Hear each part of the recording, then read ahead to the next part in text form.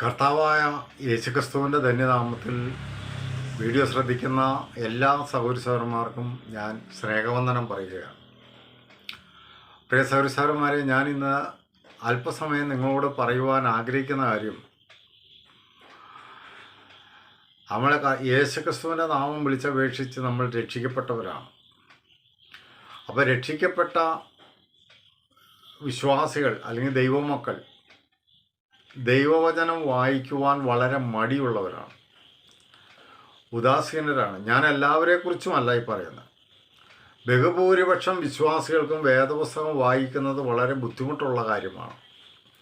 അതിനവർ പല ന്യായങ്ങളും പറയും. സമയം കിട്ടുന്നില്ല, ഭയങ്കര തിരക്കാണ്, അല്ലെങ്കിൽ അങ്ങനെ ശാരീരികമായ ഒരുപാട് ബുദ്ധിമുട്ടുകളുണ്ട്, കണ്ണിന് കാഴ്ചക്കുറവുണ്ട്, അങ്ങനെ പല കാരണങ്ങളും പറഞ്ഞ് വേദപുസ്തകം വായിക്കാതിരിക്കുവാൻ ശ്രമിക്കുന്ന വിശ്വാസികളാണ് ബഹുഭൂരിപക്ഷം പേരും. അങ്ങനെ വേദപുസ്തകം വായിച്ചില്ലെങ്കിൽ വിശ്വാസികൾക്ക് ലഭിക്കുന്ന ചില അനുഗ്രഹങ്ങൾ നഷ്ടമാകും എന്നുള്ള കാര്യമാണ് ഞാനിന്ന് നിങ്ങളുടെ ശ്രദ്ധയിൽപ്പെടുത്താനായിട്ട് ആഗ്രഹിക്കുന്നത്. വെളിപ്പാട് പുസ്തകം 1-ാം അധ്യായം 3-ാം വാക്യത്തിൽ തന്നെ നമ്മൾ വായിക്കുന്നത്, ഈ പ്രവചനത്തിലെ വചനങ്ങളെ വായിച്ച് കേൾപ്പിക്കുന്നവൻ, അത് കേൾക്കുന്നവൻ അവർ ഭാഗ്യവാന്മാരാണെന്നാണ്. അപ്പോൾ ഇത് വായിച്ച് കേൾപ്പിക്കുന്നത് തന്നെ ഒരു അനുഗ്രഹമാണ്, അല്ലെങ്കിൽ അവൻ അനുഗ്രഹിക്കപ്പെട്ടവനാണ് എന്നാണ് പറയുന്നത്. അപ്പോൾ ഇത് വായിച്ചില്ലെങ്കിൽ നമുക്ക് നഷ്ടമാകുന്ന വളരെ പ്രധാനപ്പെട്ട 5 അനുഗ്രഹങ്ങളെക്കുറിച്ച് ഞാൻ നിങ്ങളോട് പറയാം.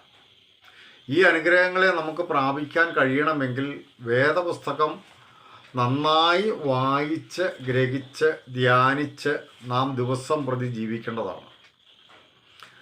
ഇത് നമ്മൾ വായിക്കുന്നില്ല, ധ്യാനിക്കുന്നില്ല എങ്കിൽ നമുക്ക് നഷ്ടമാകുന്ന 5 അനുഗ്രഹങ്ങളാണ് ഏറ്റവും പ്രധാനമായിട്ടുള്ള. അതിൽ കൂടുതൽ അനുഗ്രഹങ്ങളുണ്ട്, എന്നാൽ ഏറ്റവും പ്രധാനമായ 5 അനുഗ്രഹങ്ങൾ ഞാൻ നിങ്ങൾക്ക് ചൂണ്ടിക്കാണിച്ചു തരാൻ ആഗ്രഹിക്കുകയാണ്.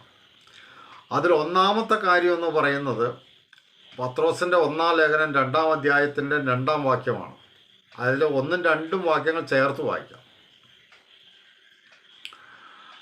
2-ാം വാക്യത്തിൽ ഇങ്ങനെയാണ് നമ്മൾ വായിക്കുന്നത്: ഇപ്പോൾ ജനിച്ച ശിശുക്കളെ പോലെ രക്ഷയ്ക്കായി വളരുവാൻ വചനം എന്ന മായമില്ലാത്ത പാൽ കുടിക്കാൻ വാഞ്ചിക്കുവിൻ.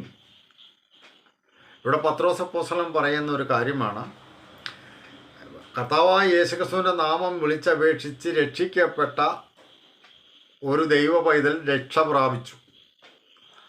ആ രക്ഷയിൽ അവൻ വളരണമെന്നാണ് ദൈവത്തിൻ്റെ ആഗ്രഹം. അതാണ് പത്രോസ് അപ്പോസ്തലൻ പറയുന്നത്, അവൻ രക്ഷയ്ക്കായി വളരണം. അപ്പോൾ രക്ഷയ്ക്കൊരു വളർച്ച പ്രാപിക്കേണ്ടതുണ്ട്, അല്ലെങ്കിൽ രക്ഷയിൽ വളരേണ്ടത് ആവശ്യമാണ്.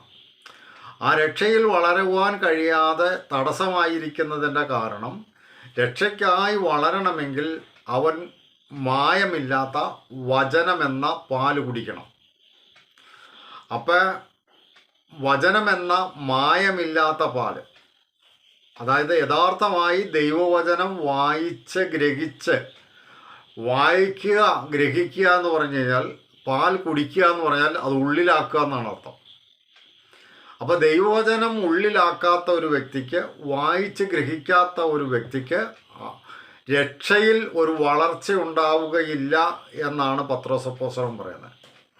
അപ്പോൾ രക്ഷയ്ക്കായി വളരണമെങ്കിൽ അവൻ മായമില്ലാത്ത പാല് കുടിക്കാനായി വാഞ്ചിക്കണം. അപ്പോൾ ഒരു വിശ്വാസിയെ സംബന്ധിച്ച് അവൻ്റെ ഏറ്റവും പ്രധാനപ്പെട്ട ആഗ്രഹം എന്ന് പറയുന്നത് വചനം വായിച്ച് ഗ്രഹിച്ച് രക്ഷയിൽ വളരുക എന്നുള്ളതായിരിക്കണം. എബ്രായ ലേഖനത്തിൽ നമ്മൾ 6-ാം അധ്യായത്തിൽ ഇങ്ങനെ വായിക്കുന്നുണ്ട്, കാലം നോക്കിയാൽ ഉപദേഷ്ടാക്കന്മാരായിരിക്കുന്ന നിങ്ങൾക്ക് ഇപ്പോഴും അതിന് കഴിവായിട്ടില്ല, ഇപ്പോഴും നിങ്ങൾ ശിശുക്കളാണെന്നാണ് പറയുന്നത്. അപ്പോൾ നട്ടപ്പോഴും പറിച്ചപ്പോഴും ഒരു കൊട്ട എന്ന് പറഞ്ഞതുപോലെ തന്നെ, ആ പഴഞ്ചൊല്ല് പോലെ തന്നെ, ഒരു വിശ്വാസി യേശുവിനെ രക്ഷകനായി സ്വീകരിച്ച് രക്ഷിക്കപ്പെട്ട അന്നിരിക്കുന്ന അതേ രക്ഷയുടെ അളവിലാണ് ഇത്ര വർഷം കഴിഞ്ഞിട്ടും ആ വിശ്വാസി ഇരിക്കുന്നത് എന്നുള്ളത് കഷ്ടതരം തന്നെയാണ്. അപ്പോൾ രക്ഷയ്ക്കൊരു വളർച്ച ഉണ്ടാകണമെങ്കിൽ വചനമെന്ന മായമില്ലാത്ത പാല് കുടിക്കണം. അപ്പോൾ വേദപുസ്തകം വായിക്കുവാൻ മനസ്സില്ലാത്തവൻ, അതെൻ്റെ വചനങ്ങൾ അയവിറക്കുവാൻ മനസ്സില്ലാത്തവൻ, അതിൻ്റെ വചനങ്ങളെ ധ്യാനിക്കുവാൻ മനസ്സില്ലാത്തവൻ, അതിൻ്റെ വചനങ്ങളെ ഹൃദയത്തിൽ സംഗ്രഹിക്കുവാൻ കഴിയാത്തവൻ രക്ഷയിൽ വളരുന്നില്ല എന്നുള്ളതാണ്. അവന് രക്ഷയിൽ വളരാൻ കഴിയില്ല. ആ രക്ഷയിൽ വളരുക എന്നുള്ള അനുഗ്രഹം അവൻ നഷ്ടമാക്കുകയാണ് എന്നുള്ളതാണ്. രണ്ടാമത്തെ കാര്യം, ഞാൻ യോഹന്നാൻ്റെ സുവിശേഷം 6-ാം അധ്യായം 63-ാം വാക്യത്തിൽ ഞാനിങ്ങനെ വായിച്ച് കേൾപ്പിക്കാം. യോഹന്നാൻ 6:63. അവിടെ നമ്മളിങ്ങനെയാണ് വായിക്കുന്നത്: ജീവിപ്പിക്കുന്നത് ആത്മാവാകുന്നു, മാംസം ഒന്നിനും ഉപകരിക്കുന്നില്ല. ഞാൻ നിങ്ങളോട് സംസാരിച്ച വചനങ്ങൾ ആത്മാവും ജീവനുമാണ്. യേശുക്രിസ്തു തിരുവായ്മൊഴിഞ്ഞു പറഞ്ഞ ഏറ്റവും പ്രധാനമായൊരു വചനമാണിത്. ഈ വചനത്തെ നിങ്ങൾ നോക്കിക്കഴിഞ്ഞാൽ അറിയാം, അനേക വിശ്വാസികൾക്കും ആത്മാവിൽ നിറയണമെന്ന് ആഗ്രഹമുള്ളവരാണ്. പക്ഷെ അവരെത്ര ആഗ്രഹിച്ചിട്ടും ആത്മാവിൽ നിറയുന്നില്ല. എന്നാൽ ആത്മാവിൽ നിറയുവാനായിട്ട് ഞാൻ നിങ്ങൾക്കൊരു മാർഗം പറഞ്ഞു തരാം. ആ മാർഗമാണ് കർത്താവായ യേശുക്രിസ്തു പറഞ്ഞ ഈ വചനം.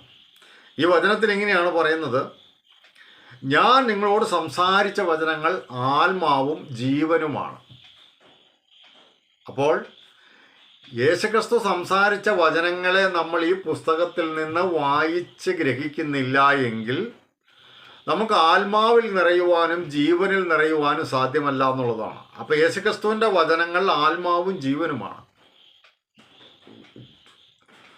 അപ്പോൾ ഒരു വിശ്വാസിയെ സംബന്ധിച്ച്, അല്ലെങ്കിൽ ഒരു ക്രിസ്തു ശിഷ്യനെ സംബന്ധിച്ച്, അവന് ക്രിസ്തുവിൻ്റെ ആത്മാവും ആവശ്യമാണ്, അവൻ്റെ ക്രിസ്തുവിൻ്റെ ജീവനും അവൻ ആവശ്യമാണ്.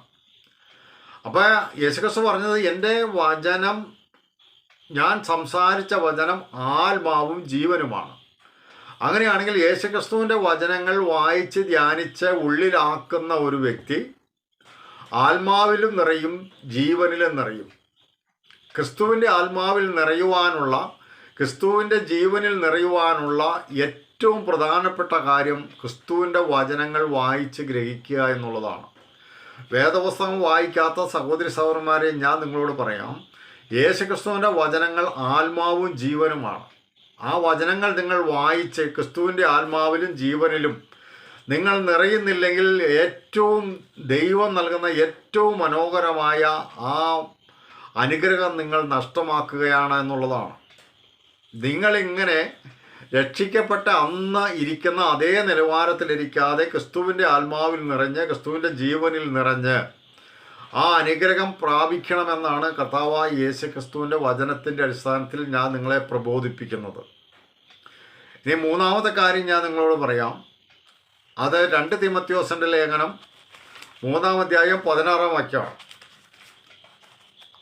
2 തീമോഥെയോസ് 3:16. അവിടെ നമ്മൾ വായിക്കുന്നത് ഇങ്ങനെയാണ്: ദൈവത്തിൻ്റെ മനുഷ്യൻ എല്ലാ സൽപ്രവൃത്തിയിലും വക പ്രാപിച്ച് തികഞ്ഞവനാകേണ്ടതിന് എല്ലാ തിരുവെഴുത്തും പ്രയോജനമുള്ളതാണ്.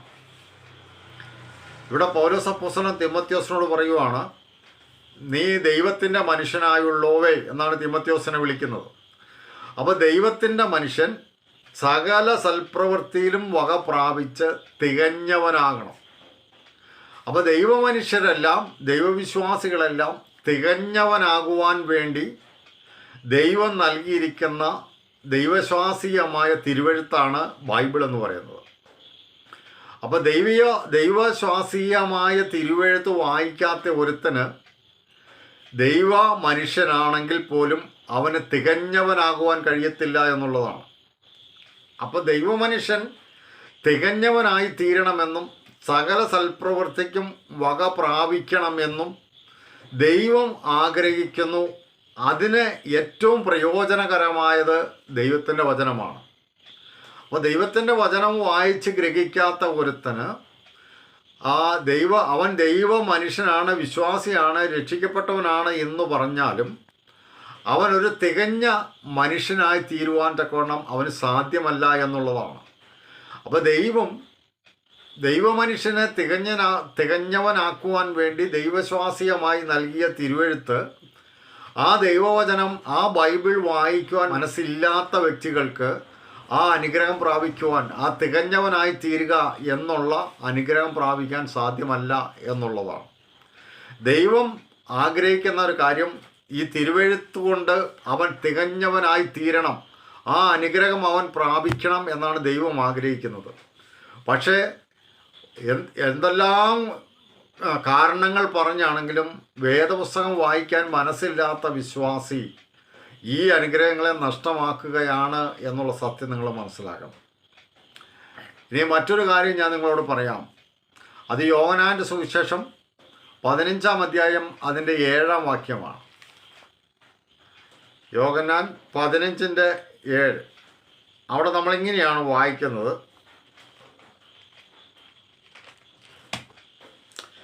നിങ്ങൾ എന്നിലും എൻ്റെ വചനം നിങ്ങളിലും വസിച്ചാൽ നിങ്ങൾ ഇച്ഛിക്കുന്നത് എന്തെങ്കിലും അപേക്ഷിപ്പിൻ, അത് നിങ്ങൾക്ക് കിട്ടും. അനേക വിശ്വാസികളും ദൈവത്തോട് പ്രാർത്ഥിക്കുന്നവരാണ്, കർത്താവിനോട് പ്രാർത്ഥിക്കുന്നവരാണ്. പ്രാർത്ഥനയിൽ 99% പ്രാർത്ഥനയ്ക്കും ഉത്തരമില്ല എന്നുള്ളതാണ്. അതിൻ്റെ ഒരു കാരണം യേശുക്രിസ്തു പറഞ്ഞ ഈ വചനത്തിൻ്റെ അടിസ്ഥാനത്തിൽ യേശുക്രിസ്തു പറഞ്ഞത് ഇങ്ങനെയാണ്: എൻ്റെ വചനം നിങ്ങളിൽ വസിച്ചാൽ നിങ്ങൾ അപേക്ഷിക്കുന്നത് നിങ്ങൾക്ക് ലഭിക്കും എന്നാണ് പറഞ്ഞത്. അപ്പം നമ്മുടെ പ്രാർത്ഥനയ്ക്ക് ഉത്തരം കിട്ടുക എന്നുള്ള ആ അനുഗ്രഹം, അല്ലെങ്കിൽ നമ്മൾ പ്രാർത്ഥിച്ചാൽ ഉത്തരം കിട്ടണമെന്നാണല്ലോ നമ്മുടെ ആഗ്രഹം. അപ്പം നമ്മുടെ പ്രാർത്ഥനകൾക്ക് ഉത്തരം നൽകി ദൈവം അനുഗ്രഹിക്കുവാൻ തയ്യാറാണ്. പക്ഷേ ആ അനുഗ്രഹം പ്രാപിക്കുവാൻ നമുക്ക് കഴിയാത്തതിൻ്റെ കാരണം യേശുക്രിസ്തു പറഞ്ഞത് എൻ്റെ വചനം നിങ്ങളിൽ വസിക്കുന്നില്ല. എൻ്റെ വചനം നിങ്ങളിൽ വസിക്കുകയാണെങ്കിൽ നിങ്ങൾ എന്തെങ്കിലും അപേക്ഷിച്ചാൽ അത് നിങ്ങൾക്ക് കിട്ടും. അപ്പോൾ ദൈവത്തിൻ്റെ ഏറ്റവും മഹത്തായ അനുഗ്രഹങ്ങളിൽ ഒന്നാണ് പ്രാർത്ഥനയ്ക്ക് ഉത്തരം തന്ന് നമ്മളെ അനുഗ്രഹിക്കുക എന്നുള്ളത്. ആ അനുഗ്രഹം പ്രാപിക്കാനായിട്ട് നമ്മളോട് ദൈവവചനം വായിച്ച് അത് ഉള്ളിൽ സംഗ്രഹിക്കാനാണ് പറയുന്നത്. എൻ്റെ വചനം നിങ്ങളിൽ വസിച്ചാൽ, നമ്മുടെ ഉള്ളിൽ ആ വചനം നിറഞ്ഞാൽ, അല്ലെങ്കിൽ നമ്മുടെ ഉള്ളിൽ ആ വചനം സ്വീകരിച്ചാൽ, ആ ഉള്ളിൽ നമ്മൾ ആ വചനം അയവിറക്കിയാൽ, അല്ലെങ്കിൽ ഹൃദയത്തിൽ അതിനെ സംഗ്രഹിച്ചാൽ നമ്മുടെ പ്രാർത്ഥനകൾക്ക് ദൈവം ഉത്തരം നൽകുമെന്നാണ് പറഞ്ഞത്. പ്രിയ സഹോദരന്മാരെ, നിങ്ങളുടെ പ്രാർത്ഥനകൾക്ക് ഉത്തരം കിട്ടുന്നില്ലെങ്കിൽ അതിൻ്റെ ഒരു കാരണമാണ് ഞാൻ പറഞ്ഞത്. യേശുക്രിസ്തു പറഞ്ഞു, എൻ്റെ വചനം നിങ്ങളിൽ വസിച്ചാൽ നിങ്ങൾ അപേക്ഷിക്കുന്നത് നിങ്ങൾക്ക് ലഭിക്കും. അപ്പോൾ വേദപുസ്തകം വായിച്ച് മനസ്സിലാക്കാത്ത, ഗ്രഹിക്കാത്ത, സംഗ്രഹിക്കാത്ത ഒരു വ്യക്തിക്ക് പ്രാർത്ഥിച്ചിട്ട് ഉത്തരം കിട്ടിയില്ല എന്ന് പറയുന്നതിൽ അത്ഭുതപ്പെടാനില്ല. അപ്പോൾ കർത്താവായ യേശുക്രിസ്തു നമ്മെ ഉത്തരം നൽകി അനുഗ്രഹിക്കുവാൻ തയ്യാറാണ്. പിതാവായ ദൈവം നമുക്ക് പ്രാർത്ഥനയ്ക്ക് ഉത്തരം തരുവാൻ അവൻ തയ്യാറാണ്. പക്ഷെ എന്താ കുഴപ്പമെന്നറിയോ? അവൻ്റെ വചനത്തിന് നമ്മുടെ ഉള്ളിൽ അവസരമില്ല. അവൻ്റെ വചനത്തെ നമ്മുടെ ഉള്ളിൽ നമ്മൾ വസിപ്പിക്കുന്നില്ല, അല്ലെങ്കിൽ സ്വീകരിക്കുന്നില്ല.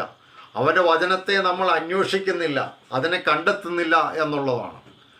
അപ്പോൾ നമുക്ക് ലഭിക്കുന്ന ഈ അനുഗ്രഹങ്ങളെല്ലാം നഷ്ടമാകാനുള്ള കാരണം ഒരു ദിവസത്തിലൊരു 10 മിനിറ്റെങ്കിലും ഈ വേദപുസ്തകം വായിച്ച് ധ്യാനിക്കുവാനായി വിശ്വാസിക്ക് മനസ്സില്ല എന്നുള്ളതാണ്. ഇനി ഒരു കാര്യം കൂടി ഞാൻ നിങ്ങളെ വായിച്ച് കേൾപ്പിക്കാം. മത്തായിയുടെ സുവിശേഷം 7-ാം അധ്യായം അതിൻ്റെ 24-ാം വാക്യമാണ്. അവിടെ യേശുക്രിസ്തു പറഞ്ഞത് ഇങ്ങനെയാണ്: എൻ്റെ ഈ വചനങ്ങളെ കേട്ട് ചെയ്യുന്നവനൊക്കെയും പാറമേൽ അടിസ്ഥാനമിട്ട് വീട് പണിത ബുദ്ധിയുള്ള മനുഷ്യനോട് തുല്യനാകുന്നു.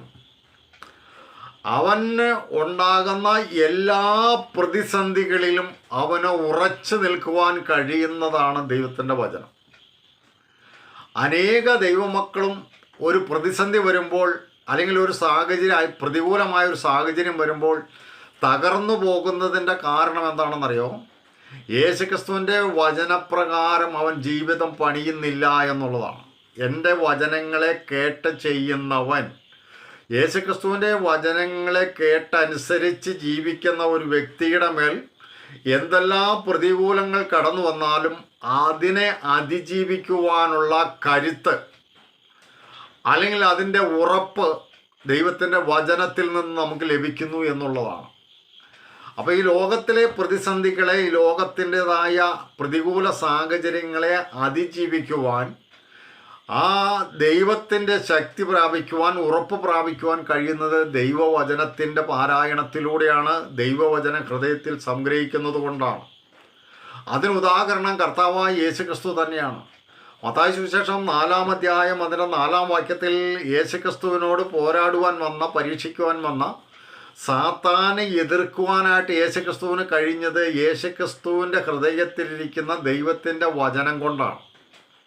സാത്താൻ യേശുവിനോട് ഇങ്ങനെ പറഞ്ഞു, നീ ദൈവപുത്രനാണെങ്കിൽ ഈ കല്ലിനോട് അപ്പമായി തീരാൻ കൽപ്പിക്കുക എന്ന് പറഞ്ഞപ്പോൾ യേശുക്രിസ്തു ദൈവവചനം എടുത്തുകൊണ്ടാണ് സാത്താനോട് പോരാടിയത്.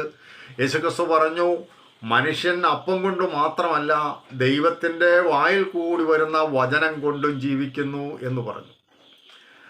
അപ്പോൾ ഈ മനുഷ്യന് പ്രതികൂലമായ സാഹചര്യങ്ങളിൽ, പ്രതിബന്ധങ്ങളിൽ മനുഷ്യന് പിടിച്ചു നിൽക്കുവാൻ, അല്ലെങ്കിൽ അതിനെ തരണം ചെയ്യുവാൻ, ദൈവമുമ്പാകെ ശക്തിയോടെ നിൽക്കുവാൻ കഴിയണമെങ്കിൽ ഈ പുസ്തകം വായിച്ചതിൻ്റെ വചനത്തെ ഹൃദയത്തിൽ സംഗ്രഹിക്കണമെന്നുള്ളതാണ്. അപ്പോൾ പ്രിയ സഹോദരന്മാരെ, ഞാൻ നിങ്ങളോട് പറയട്ടെ, ദൈവവചനം വായിക്കുന്നത് തന്നെ ഒരു അനുഗ്രഹമാണെന്ന് വെളിപ്പാട് പുസ്തകം 1-ാം അധ്യായം 3-ാം വാക്യത്തിൽ നമ്മൾ വായിക്കുകയാണ്. ആ അനുഗ്രഹം പോലും പ്രാപിക്കാൻ കഴിയാതെ അനേക സഹോദരി സഹോദരന്മാരെ ഈ ലോകത്തിൻ്റേതായ സകല കാര്യങ്ങൾക്കും വേണ്ടി സമയം ചെലവഴിക്കുന്നവരാണ്. എന്നാൽ ഒരു 10 മിനിറ്റ് ഈ പുസ്തകം വായിച്ച് അതിലെ വചനങ്ങളെ ധ്യാനിച്ച് ഹൃദയത്തിൽ സംഗ്രഹിച്ചുകൊണ്ട് ഈ വചനത്താൽ നമുക്ക് ലഭിക്കേണ്ട അനുഗ്രഹങ്ങളെ നാം നഷ്ടമാക്കി കളയരുത് എന്നാണ് എനിക്ക് നിങ്ങളോട് പറയുവാനുള്ളത്. അപ്പോൾ പ്രിയ സഹോദരന്മാരെ, പ്രധാനമായ 5 അനുഗ്രഹങ്ങളെ ഞാൻ നിങ്ങളുടെ ശ്രദ്ധയിൽപ്പെടുത്തി. ദൈവവചനം വായിച്ചാൽ നമുക്ക് ലഭിക്കുന്ന 5 അനുഗ്രഹങ്ങളാണ്. 1, ആത്മീയമായ ഒരു വളർച്ച, രക്ഷയിലൊരു വളർച്ച പ്രാപിക്കണമെങ്കിൽ ദൈവവചനം നന്നായി വായിച്ച് ഗ്രഹിച്ച് ഉള്ളിൽ സംഗ്രഹിക്കണം. അതായത് പാൽ കുടിച്ചുകൊണ്ടേയിരിക്കണം. അതാണ് ഒന്നാമത്തെ കാര്യം. രണ്ടാമത്തെ കാര്യം എന്ന് പറയുന്നത്, ഒരു മനുഷ്യന് ക്രിസ്തുവിൻ്റെ ആത്മാവും വേണം, ക്രിസ്തുവിൻ്റെ ജീവനും ആവശ്യമാണ്. അതുകൊണ്ടാണ് യേശുക്രിസ്തു പറഞ്ഞത്, ഞാൻ സംസാരിച്ച വചനങ്ങൾ ആത്മാവും ജീവനുമാണ്. അപ്പോൾ ആത്മാവും ജീവനും വേണം എന്ന് ആഗ്രഹിക്കുന്ന ഏതൊരു മനുഷ്യനും ക്രിസ്തുവിൻ്റെ വചനം ഉള്ളത്തിൽ സംഗ്രഹിക്കുവാൻ ബാധ്യസ്ഥനാണ് എന്നുള്ളതാണ്. മറ്റൊരു കാര്യം പറഞ്ഞത്, നമ്മുടെ പ്രാർത്ഥനകൾക്ക് ഉത്തരം ലഭിക്കണമെങ്കിൽ ദൈവത്തിൻ്റെ വചനം നമ്മുടെ ഉള്ളത്തിൽ വസിക്കണം. അതായത് ദൈവത്തിൻ്റെ വചനം കൊണ്ട് നമ്മുടെ ഹൃദയം നിറയണം എന്നുള്ളതാണ്. മറ്റൊരു കാര്യം പറഞ്ഞത്, ദൈവത്തിൻ്റെ മനുഷ്യൻ ഒരു തികഞ്ഞ മനുഷ്യനാകണം. മറ്റുള്ളവരിൽ നിന്ന് വ്യത്യസ്തനായി ദൈവത്തിൻ്റെ മനുഷ്യൻ സകല സൽപ്രവർത്തികൾക്കും തികഞ്ഞവനായി തീരുവാൻ തക്കവണ്ണം അതിന് പ്രയോജനകരമായി ദൈവം നൽകിയിരിക്കുന്ന ദൈവശാസ്ത്രീയമായ തിരുവെഴുത്താണ് വേദപുസ്തകം എന്ന് പറയുന്നത്. ഇത് വായിച്ച് ധ്യാനിച്ച് അവൻ തികഞ്ഞവനായി തീരണം. ആ അനുഗ്രഹവും നഷ്ടമാക്കരുത് എന്നാണ് ഞാൻ പറയുന്നത്. മറ്റൊരു അനുഗ്രഹമാണ്, ഏത് പ്രതിസന്ധികളിലും ദൈവമനുഷ്യനെ പിടിച്ചു നിർത്തുവാൻ, ധൈര്യത്തോടെ നിർത്തുവാൻ, ഉറപ്പോടെ നിർത്തുവാൻ ശക്തിയുള്ളതാണ് ദൈവത്തിൻ്റെ വചനം. ആ ദൈവവചനം നമ്മുടെ ഉള്ളത്തിൽ സംഗ്രഹിച്ചു കഴിഞ്ഞാൽ ഏത് പ്രതികൂല സാഹചര്യങ്ങളിലും നമുക്ക് അതിജീവിക്കുവാനായിട്ട് കഴിയും. അപ്പോൾ പ്രിയ സഹോദരന്മാരെ, ഞാൻ നിങ്ങളോട് പറയാം, നിങ്ങൾ ഈ ദൈവവചനം വായിക്കാത്തത് കൊണ്ട് ഈ അനുഗ്രഹങ്ങളെയൊക്കെ നിങ്ങൾ നഷ്ടമാക്കുകയാണ് എന്നാണ് ഞാൻ നിങ്ങളോട് പറയുന്നത്.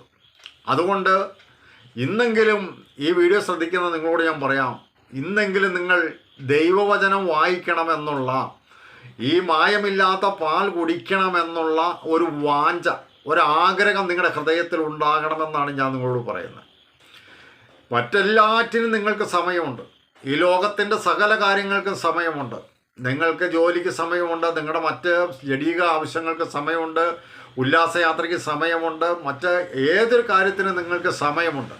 പ്രിയ സഹോദരന്മാരെ, ഞാൻ പറയാം, ഈ അന്ത്യകാലയളവിൽ ദൈവവചനം വായിച്ച് ഗ്രഹിച്ച് ഉള്ളിൽ സംഗ്രഹിച്ചാൽ നമുക്ക് ലഭിക്കുന്ന അനുഗ്രഹങ്ങളെക്കുറിച്ചാണ് ഞാൻ നിങ്ങളോട് പറഞ്ഞത്. അത് വായിച്ച് ഗ്രഹിക്കുന്നില്ലെങ്കിൽ ഈ അനുഗ്രഹങ്ങളെ നാം മനഃപൂർവ്വം നഷ്ടമാക്കുകയാണ് എന്നുള്ള സത്യം നിങ്ങൾ മനസ്സിലാക്കണം എന്ന് പറഞ്ഞുകൊണ്ട് ഞാൻ ഈ വീഡിയോ അവസാനിപ്പിക്കുകയാണ്.